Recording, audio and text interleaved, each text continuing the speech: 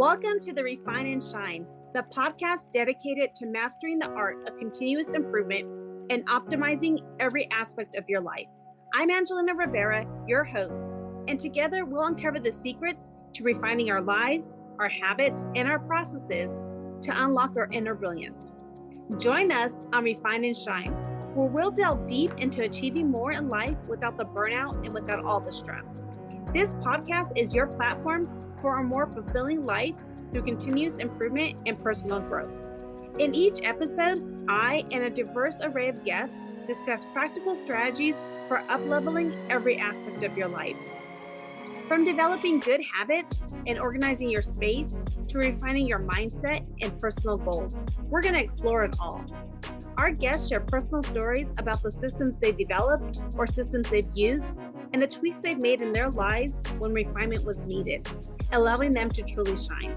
Listen to Refine and Shine to learn how you can implement continuous improvement techniques in your daily routine, develop and maintain healthy habits that lead to success and satisfaction, organize your life to reduce the stress and increase your productivity, foster a growth mindset that propels you to new heights. My mission is to inspire you to take bold action, make positive changes, and become the best version of yourself. Whether you're aiming to elevate your career, nurture meaningful relationships, or enhance your overall well-being, Refine and Shine is your guiding light.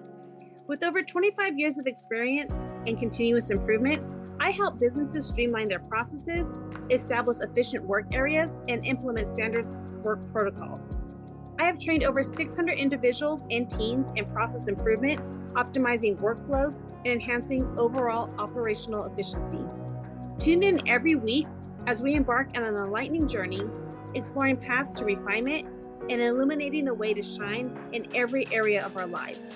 Subscribe now and join us on this journey to polish your life and let your best self shine through. Thank you for joining us on Refine and Shine. Hello, everyone. Welcome back to another episode of Refine and Shine. I'm super excited about my guest because she is just a light, and she has been on my podcast before. If you remember the panel, the Dolled Up Effect panel that we had that came out around June or July timeframe. My guest today is Karen Diaz. She is a performer, a photographer, and a proud community voice from the high desert. Through High Desert, We Love You, she's worked with an incredible team to bring local organizations together in service and in unity. She went on to represent the High Desert, earning 2 crowns, Miss Route 66 and Miss U.S. Woman of Achievement, and has continued to use her artistry, I can't say that word, to uplift small businesses and share the heart of her hometown through her lens. So welcome, Karen. I'm super excited to have you as my guest today. Thank you so much for having me. I'm so excited. I just love all the things that you have done, and I love watching you on social media, and I love story time. I love it, and I just love that you're just a person of action, and you are always out there in the community. You do so many amazing things, but have you always been this type of person? I was not. You would be shocked to see the difference. Like, this person didn't exist. I started becoming this person, I'm going to say in ending of 2021.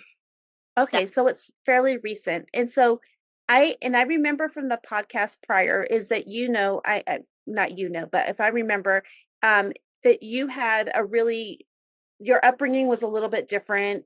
You had a hard time. Do you mind walking us through that just a little bit? Yeah, And sharing how you became, like, it's all about refine and shine, right? So how did you get to who you are today and being such a light today? Ooh, okay, so definitely, I feel like everyone in life has experienced trauma. So I was born in Sultan, El Salvador, and I was taken in by my stepdad at the age of 3. So he adopted 3 strange kids from a different country at the age of 49, and so let's be humble, open, and transparent. So I came here at the age of 3, and at the age of 5. Unfortunately, my body was taken advantage of by somebody close to, the family, and it happened twice. And so during that childhood, of course, as a child, it's hard to speak up about those things. Like, you don't know who to go to, and obviously the threats are there, especially when it comes from an adult. And so I went to food. So that was my comfort. So I was a heavier set child, and my mom also, because she grew in a different country, like it was during a war, she had to be like in a marriage that she didn't want to be in. She didn't have the equipment to really guide us through it, because it wasn't just me that went through it, it was other family members too that were affected by that too.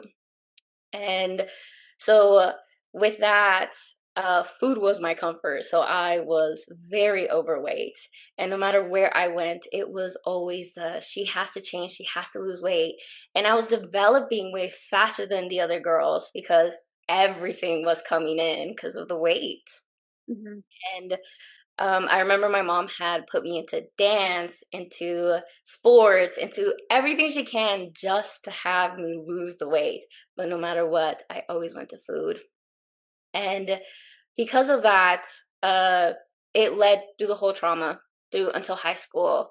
And I was always bullied as a kid. I was that shy kid that was always running. I was the girl that you found in the trash can. Oh. Like, it was so bad to the point where I tricked my parents into making them think I was signing a waiver for a field trip, but it was actually a waiver to drop out of high school.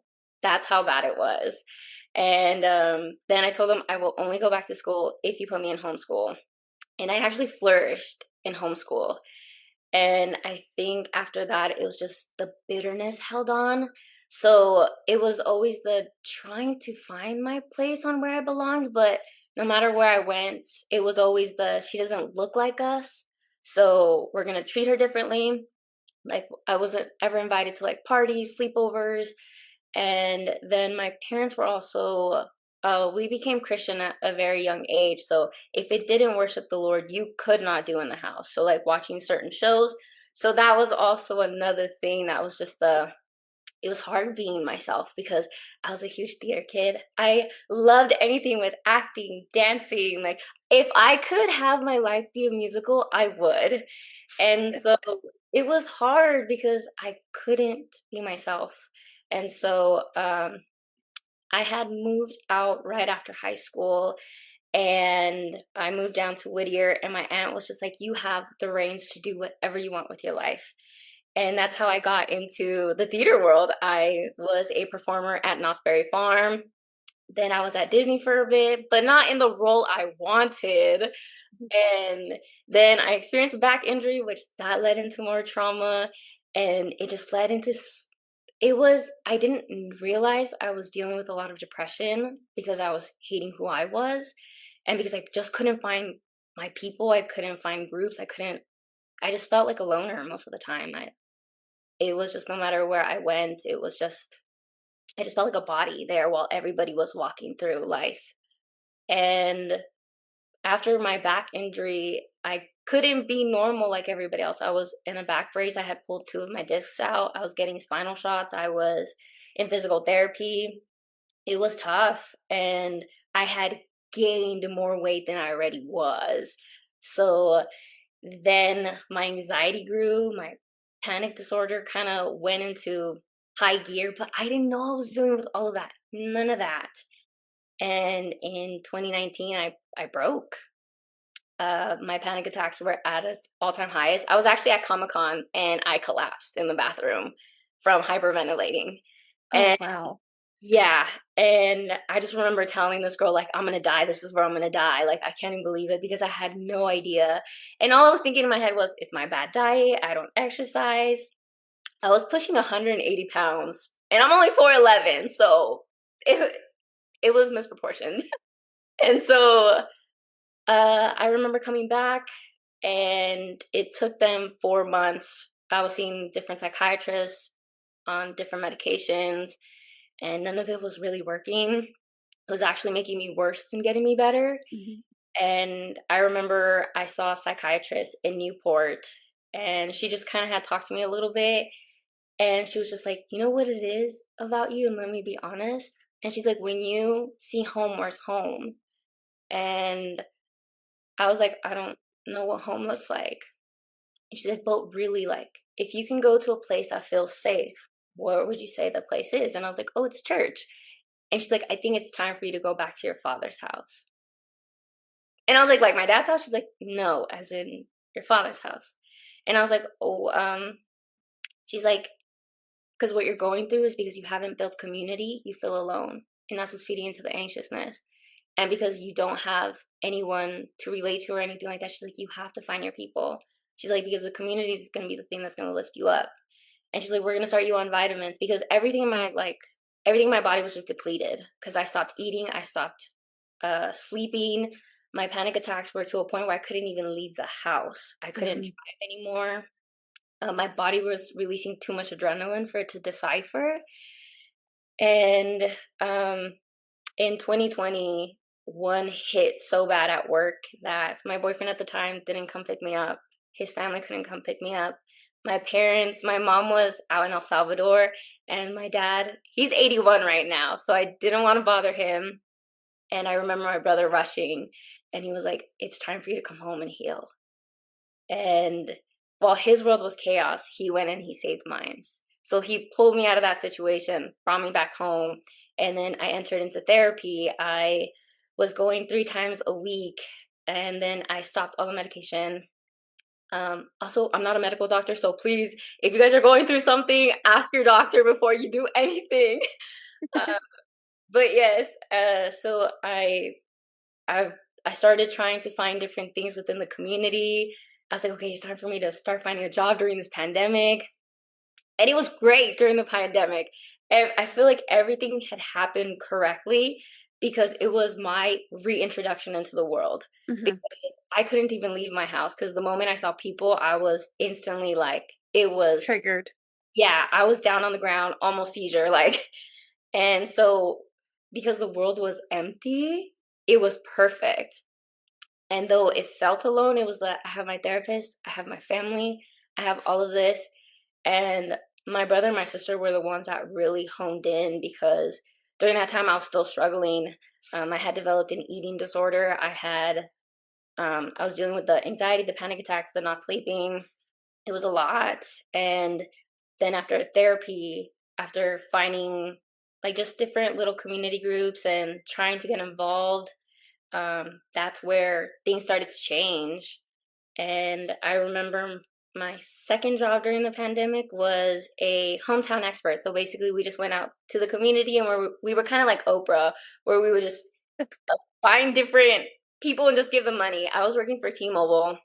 So I didn't work at a store. I was just like outside sales. Mm-hmm. And I was having a blast because I was just like, okay, so this is what community is like. Okay, so the high desert does have some stuff. And I was there for a year, so I was kind of getting to know the community. And I was like, oh wow, like all these places are so cool. Like I didn't know that there was all this stuff. Because when you're an outsider coming in, you just see dirt. Mm-hmm. You don't really see much. And so at the time, I was like, okay, there's nothing in this high desert, but being in it, I was like, wow, there's like so much. And I was in that role for like a year, and then they took off the program. And I was like, okay, what am I gonna do here? And not even 20 minutes later, Dana Hernandez from Rockin Our Disabilities called and was like, I don't have much, but I can see something in you. She's like, I can already see that you love this community, but let me show you how to do it properly. And I was like, what? I was like so confused by what she meant. But through her mentorship, I met also Tina Kennedy from High Desert Second Chance. I call both of them my nonprofit mamas because they also yell at me like moms. And they have given me so much guidance. And because of them, they're the reasons why I love this community so much because they helped me see where the gap was and how to fill it. And yeah, so totally went into a whole rant, but that's how No, I love it. that to this. No, I love that because it's like you had to go through and like we don't even understand it. And like we always like we sometimes we have to go through pain. And then it gives us a purpose. Like you had to go through a lot. And I mean, just that whole time frame from the time that you were 5 till like 2019, that's a long time to deal with all of the anxiety, all the issues that you were dealing with. I can totally relate. I have a loved one so deeply that in my own house, in my own life, that has suffered from the panic attacks. So I can relate to that, where they like thought they were dying. They're pulled over on the side of the freeway. You have to call 911 because they don't understand what's happening. So I can totally understand. And going through all the different like doctors, and it's like you're a guinea pig because they're like, we'll try this medication, we'll try this medication, try this. And like sometimes then all of a sudden you're like on 12 medications and you feel like a zombie. It's like practicing medicine, right? That's what they call it. And so I totally can relate to all the things that you're saying. And like, I feel for you that you had to go through this for so long. And then you found your purpose, right? Like you found, and where like the pandemic could have been was devastating to some. For you, it was a way to reintroduce yourself to the world, and that you see that everything happens for a reason. Like your pain was for a purpose, so to speak. And I love how like you found people who wanted to support you and mentor you. And I think that that's one of the hardest things. Like I see you sharing about the community. I live in the high desert and I see you sharing about the community. I'm like, oh, I didn't know that was going on. I didn't know that. Like I didn't even know what the Rocking Disabilities organization was about. And so can you kind of tell us a little bit about what that organization is about? Yeah, so Rockin Our Disabilities is a educational social sorry, it's a social recreational educational program for people with special needs. So it goes from kids all the way to adults. So like imagine a boys and girls club, but for kids with disabilities. So they have anything from like beat therapy, they have dance, they have choir, they have like programs, like different programs for them to feel like they have their own community because they want to feel just like us. They're normal, just like us. Like they've competed at the Nike 3-on-3, which they are so good at basketball. They've done soccer. I believe some of them do baseball. Like it's amazing to see the journeys because, before Dana came into my life, it was hard to see people with disabilities be able to do what we do. I always saw them with limitations. So I was just like, oh, like they can only do like certain things and limited things. But it was like being in the program, I was like, oh, whoa, like they they play better than I do. Or they um like when they paint or they create stuff, they have so much talent in them, so much talent in them. And it was an amazing journey to really see all of them go in different places. Some of them are already married too. And I've only been there for 3 years. And I believe two or three of them are already married in the program. I'm like, get it, guys. Yeah. I really like that because, I think that, and no matter what, like some people have disabilities that we can't see, right? Like the mental health, the panic attacks, all of those types of things are a disability that people don't like they can't see. Sometimes we have disabilities people can't see. I have a nephew who's autistic, and the creation and the mind that he has, like he cannot do certain things, but his creativity, I can see he builds stuff out of styrofoam, like haunted houses, like these styrofoam models, and it's like the creativity, and that's the stuff that people don't see is that they just like you said, the limitations, people don't understand what they can't see or what the difficulties they may be going through, and that gives them an outlet to express themselves in ways that they may not be able to do otherwise. So I think that's really amazing. Um, one of the things that you've done is you've earned two crowns. I think you just gave up your title for Miss Route 66, right? And then you also Miss US Woman of Achievement. Can you tell us a little bit about from this transformation? It's been 5 years since the pandemic. Like, when did you start to compete for these types of things? And can you kind of walk us through that as well? Yeah. So I never saw myself in pageants. No, not one bit. Uh, so it was during the time, it was 2023. I was talking to one of my friends who she used to do pageants with her daughter, and they had a show during the time that Jersey Shore was coming out. I don't remember the name of it. And she was like, "Oh yeah, I have to be a judge at the Felin pageant." And I was like, "Pageants still exist?" She's like, "Yeah, they do." And she's like, "You would be really good at it because like you do so much for the community." She's like, "Would you ever do that?" And I was like, "No."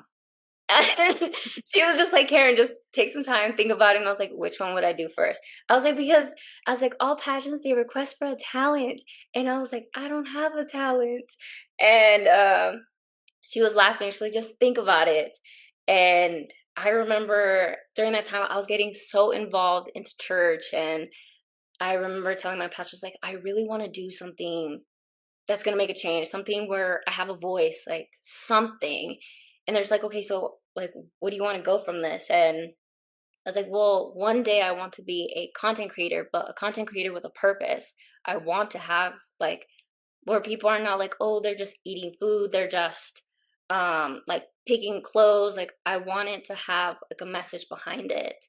And so then instantly it was I woke up and God was like, you're gonna compete. And I was like, excuse me? And so I remember talking to her name was Terry. And I was like, okay, how does this work? And she's like, okay, you have to pick your platform. You have to, these are all the things that you're going to do. And I was like, you know what? I'm going to represent Rockin Our Disabilities because I have a disability. I have an anxiety and panic disorder. And when people hear that, it's either they use it for like oh, we're going to use this against her, or they're just like, oh, so she's not capable of handling things under pressure, or she cannot do this. And I was like, you know what? I want to get rid of that stereotype. Like, I need to showcase that we are capable of doing whatever we set our minds to. And I was like, and I'm hoping that these kids someday will be inspired by that. And actually, one of the little girls from the program, she is actually now the mini Miss Route 66. She won Oh, the title this year. And I was so proud of her because I was just like, wow, like my journey led to her following that journey, and now she's crowned. Like I'm so proud of her. Um, so when I went, I overshared on my application too much. Shouldn't have done that. But it was my first time. I didn't know what I was doing. And then they had us walk up and down. I was like, I don't even have a model walk. I don't have. And they were just like, oh, you don't have to compete in talent. I was like, yes, because I was like, I don't know how to sing. I don't have a dance. I'm just gonna walk on stage. And so they were naming out all the things that I was doing within the community. And I remember thinking to myself, like, all these other ladies are doing above and beyond great things. Like, I'm just excited to be here. And I was like, God brought me here for a reason. And it might just be because somebody needs to hear the story and they might come up to me and ask me questions, something like that. But when they were just like, oh, you won Miss Route 66, I was like, that was my first ever pageant ever. So I was like, just, I was in shock because I was like, me, Karen, like you are trusting me with this. And so I remember I was just like, okay, now is the time. Like now I have to go full throttle with this because I was like, these kids deserve a spotlight because they do so much. And there was certain limitations to the crown, most of it because like it's Route 66. And I was like, I want to take it above that. Like I want to take it throughout the whole high desert. I was like, what am I going to do here? And I just kept getting very like something else has to happen. And if I can't wear the crown here or be an example here, like what else can I do? And so I just kept getting involved, going to different things. And then I started a program called the Small But Mighty Project, where I was teaching kids from fourth to sixth grade, kids how to give back and volunteer back into their community. So I would go to their different schools because at the time I was working for a senator, so we were always around that. And so like I was just like, okay, so like this school is lacking in food and this school is lacking in transportation and this school is lacking in some of these kids are so neglected. Like these kids just need love. And so I was just like, what can I do for like my community to make a difference? And I remember partnering up with the District of Adelanto, and we did two schools, and we brought 16 students to the city of Victorville, and they got to meet the mayor.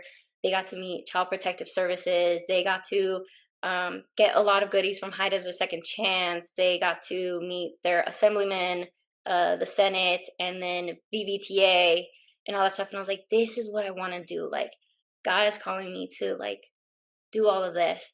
And so Terry had came back and was like, hey, there's another pageant. It's called the Miss US Women of Achievement.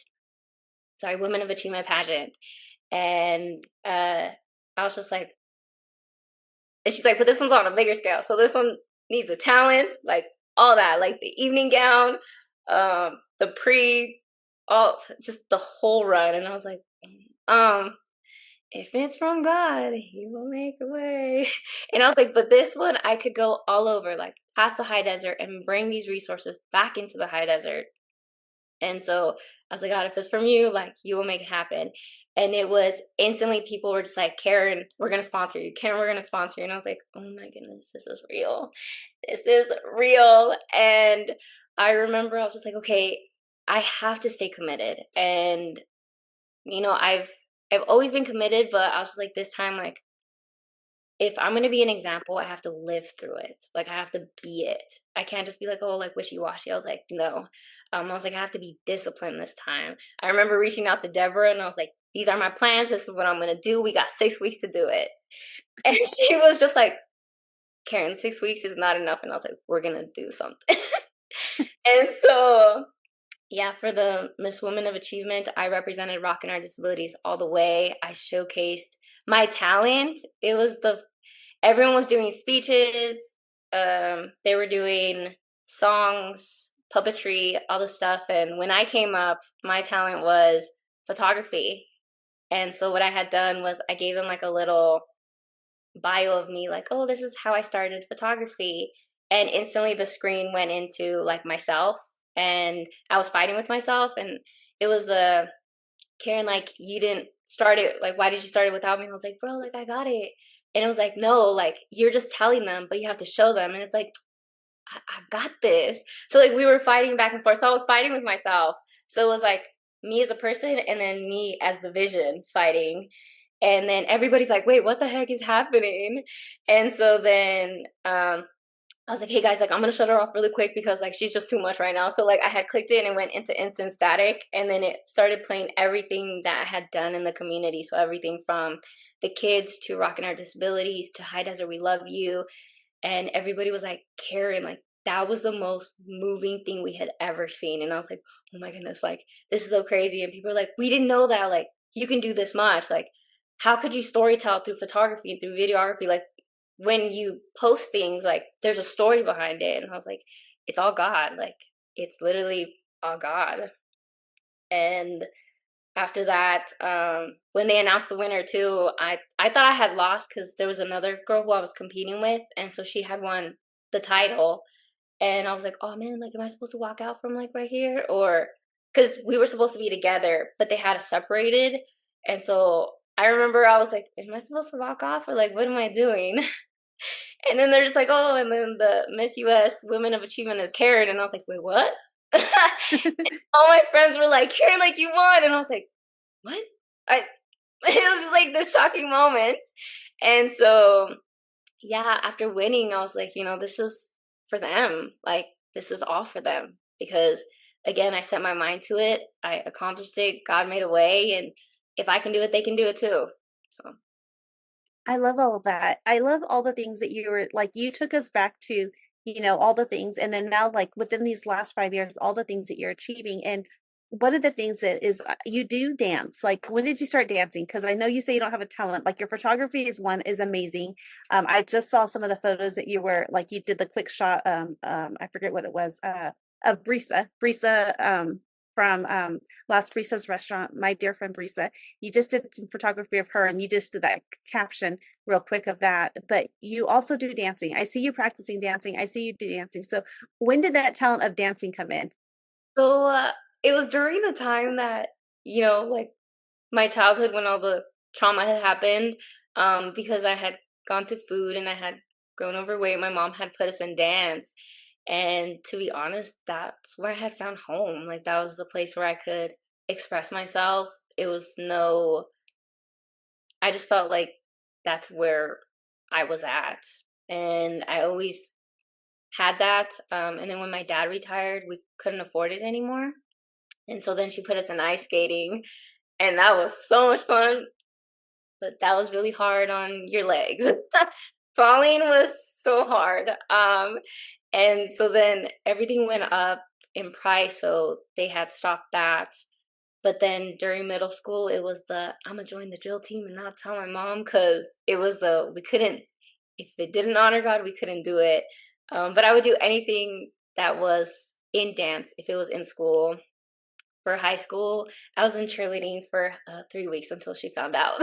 it was always, I always went back. Like for drama class, it was the, okay, cool, like I'm not allowed to be a part of the play, but can I still at least learn it? And she'd be like, yeah, of course. So it was, my heart always went back to dance. And when I had auditioned for Knott's Berry Farm, it was the dream of a lifetime. And I was like, all right, my next goal is someday I'm going to be performing at Disney. But because I was heavier set during that time, I didn't fit within Disney's like height and weight. And they were just like, hey, like if you can come back and maybe like lose this much. And I was like, that's a lot. And I didn't have the discipline there. And then last year, me and my friend, we had gone to Disney just because like we needed a break, and we're like, let's go play at the park.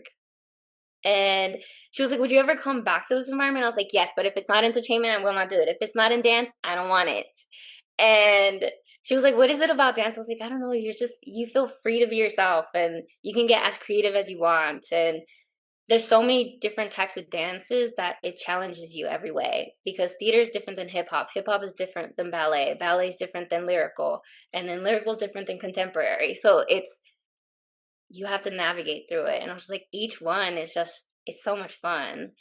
And she was like, would you ever audition again? I was like, heck yes. And then in summer, the auditions came in. I auditioned, and then so I had auditioned in June, and I found out in August that I got the position. So I was like, yes. So being back in dance, I'm so excited. It just, dance has always been home. I'm just a huge theater kid. No, I love that. I love that. I love seeing you shine. Like you really show up in a lot of, beautiful ways. And I love like you're so involved with your church too. You're constantly doing things with your church. Um, I love seeing your workout videos with Deborah. Deborah was on my podcast previously. She runs an amazing gym, but I just love all of the things that you bring to the community. And one of the things that you just, you're also partnering with clothing brands. Like, how did all that start to happen? So I I've always wanted to work in entertainment. Like I said, one day I will land in a musical. You guys heard it here first. One day I will be in a musical. And so I was just like, you know what? I have to start getting my name out there. And now that I work at Disney, like I am in a room full of so much talent, in a room that's so full of it. And I've been learning from different people how to do different things and how to land different brands. Like how to enter into like the background acting, all that good stuff. And so it's been such a wild ride. And so I just started sending out different messages to different clothing brands. And the good thing is I have, a partnership here at one of our studios here in the city of Victorville. And so I was just like, hey, like, could we work something out? Like, and so it has worked out pretty amazing. And I landed a few, which has been amazing, and so I'm excited to see where the future will grow from here. So the girl who was shy, who didn't really want to talk and didn't was afraid to talk to people, all the things is now reaching out to people and building partnerships, building relationships, and all the things. What a journey it's been for you. You were like truly like the refine and shine. Like you have taken like your life and you truly transformed into this like beautiful person. I'm not saying that you weren't beautiful before, but I'm talking about I can see the love and I can see like the way that you just radiate. Like when I first got, and it was fact Deborah who made me aware of you, when I was looking for the panel member for that one particular podcast. And then now I just, I follow you and I see all the things and I'm like, does this girl ever slow down? I know you do slow down, but I just see all the things that you're doing and like, what a transformation. Like, do you ever like look and like, oh my gosh, God, you have given me so many great things to do? Yeah, I every year since the pandemic, I'm always like, wow.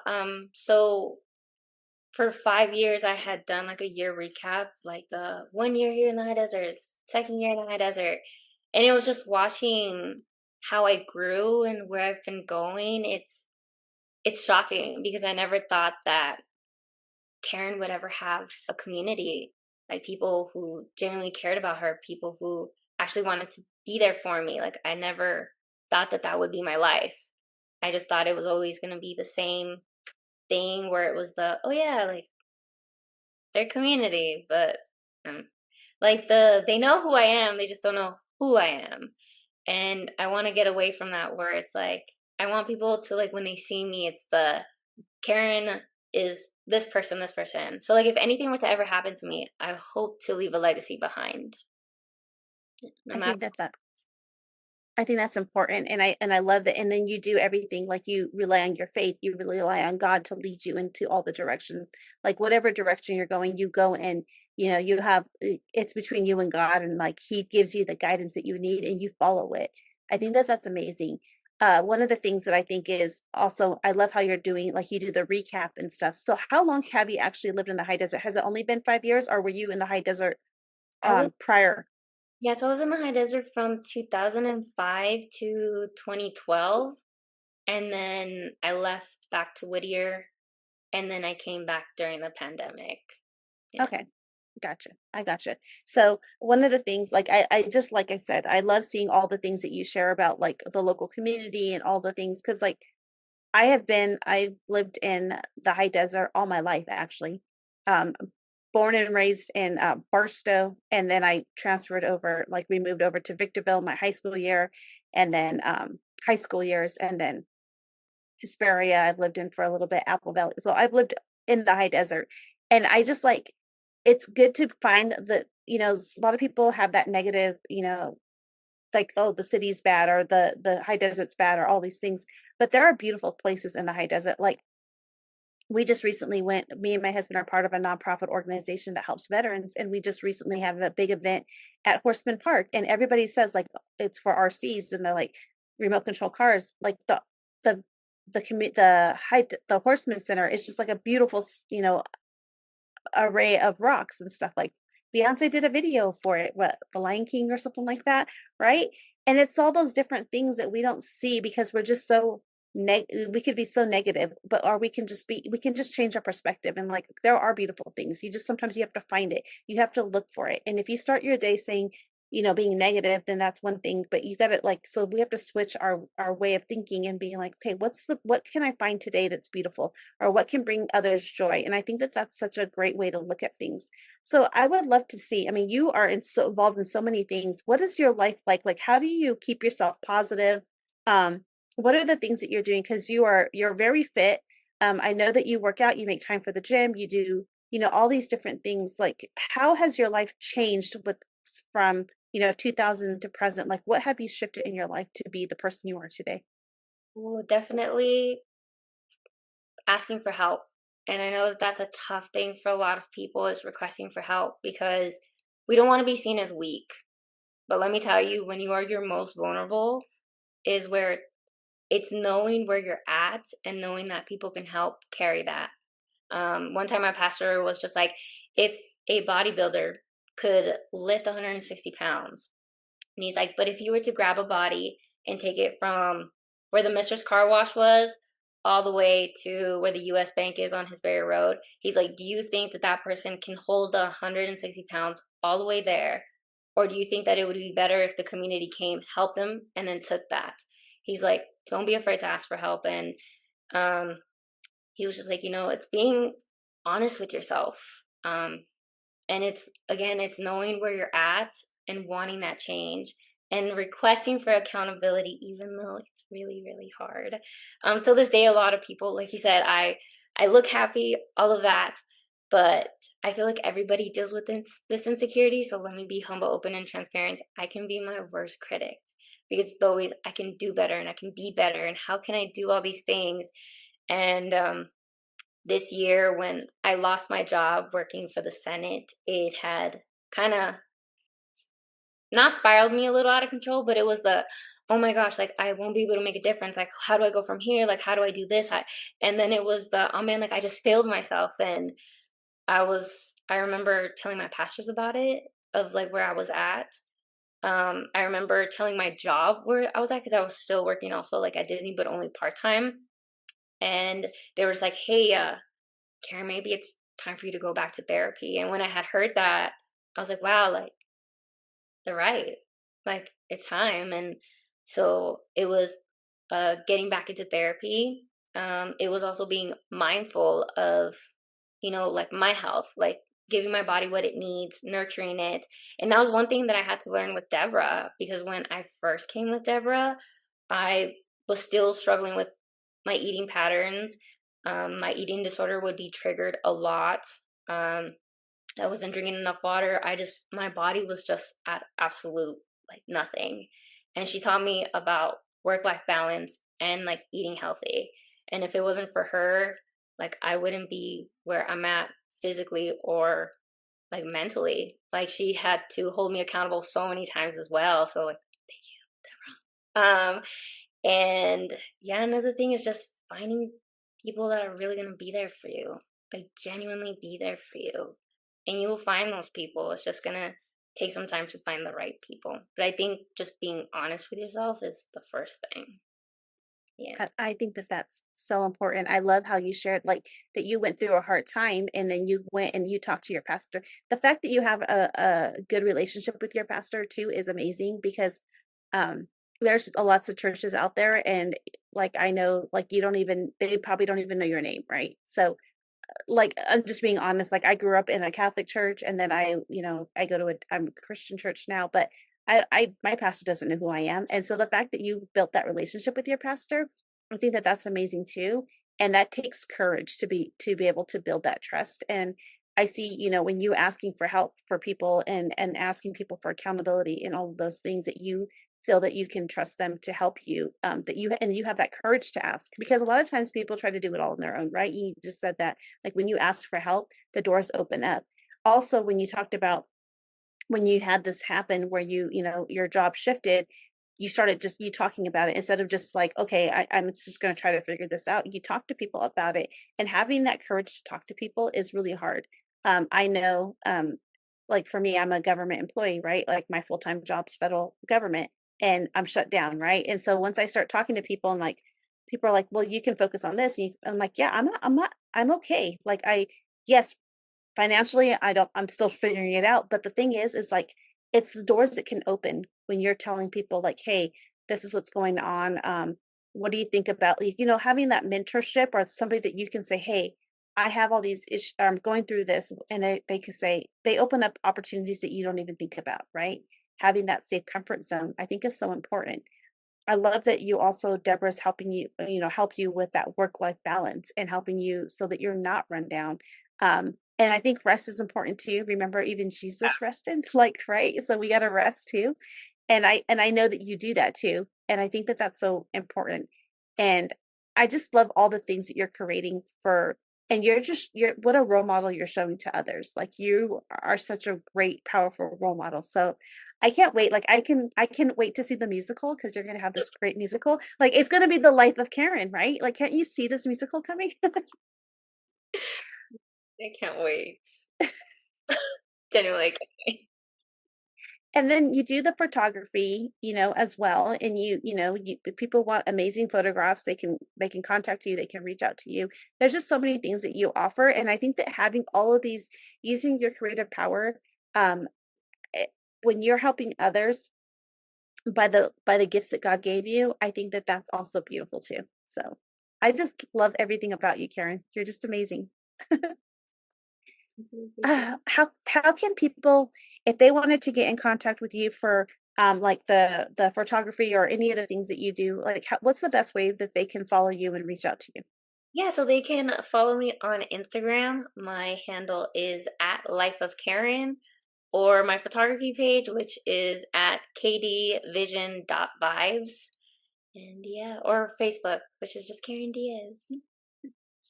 I love that. I love that. But as I wrap up, I always love to ask my guests, what is a word, a phrase, an action, a book, or something they can do, anything they can do, in order to help them refine and shine. Ooh, I would say, oh, that's actually really, really good. Mm, I would say just don't give up, because better days are ahead. Better days are ahead. And no matter where you're at or where you're going through, the right people are going to come into your life to get you where you need to be. So I would say just be patient. It's going to take time, but trust me, it's worth it. because once you see what your life will look like, it's gonna shock you as well. That's beautiful. That's beautiful. The don't give up is so important. And I think that we need that every single day.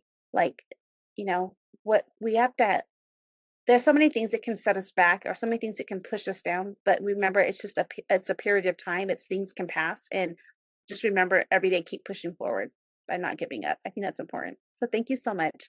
Thank you for being an amazing guest. And I appreciate all the things you're doing for the community. Thank you so much for having me. It was a pleasure. Thank you for joining us on this episode of Refine and Shine. We hope you find valuable insights and inspiration to fuel your journey of continuous improvement. Remember, the key to success lies in refining your processes and letting your inner brilliance shine. If you've enjoyed this episode, be sure to subscribe to the podcast and leave a review. Your feedback is greatly appreciated and helps us reach more listeners like you who are eager to refine and shine in all areas of life. Stay connected with us on social media for updates and additional resources and behind-the-scenes content.